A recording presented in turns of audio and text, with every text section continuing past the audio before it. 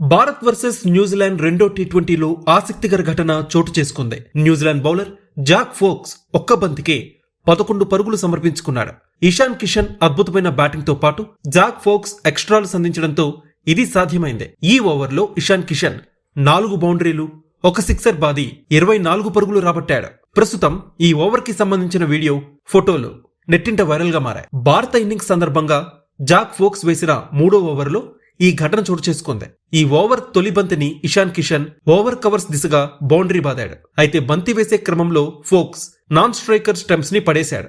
దాంతో umpire no ball ఇవ్వగా టీమిండియాకి free hit లభించింది. ఫ్రీ హిట్ అడ్డుకోవాలనే ప్రయత్నంలో జాక్ ఫోక్స్ వరుసగా 2 వైడ్స్ అందించాడు.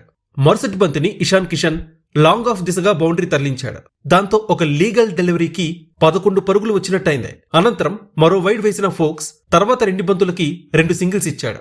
4వ బంతిని బౌండరీ తరలించిన ఇషాన్ కిషన్ 5వ బంతిని డాట్ చేశాడు. ఆఖరి బంతిని ఫైన్ లెగ్ దిశగా సిక్సర్ బాది ఆ ఓవర్లో 24 పరుగులు రాబట్టాడు. అనంతరం మరింత దూకుడుగాడిన ఇషాన్ కిషన్ జాకోబ్ డఫీ మరుసటి ఓవర్లో 2 బౌండరీస్ బాదాడు. మిచెల్ సార్నర్ బౌలింగ్ లో 3 బాల్స్ డాట్ చేసిన ఇషాన్ కిషన్ తర్వాతి 3 బంతుల్లో వరుసగా 3 బౌండరీస్ కొట్టాడు. మ్యాట్ హెన్రీ బౌలింగ్ లో వరుసగా ఒక 6, 2 4లు బాది 21 బంతుల్లోనే హాఫ్ సెంచరీ పూర్తి చేసుకున్నాడు. 3 ఏళ్ల తర్వాత టీమిండియాలోకి రీ-ఎంట్రీ ఇచ్చిన ఇషాన్ కిషన్ వచ్చిన అవకాశాన్ని సద్వినియోగం చేసుకున్నాడు.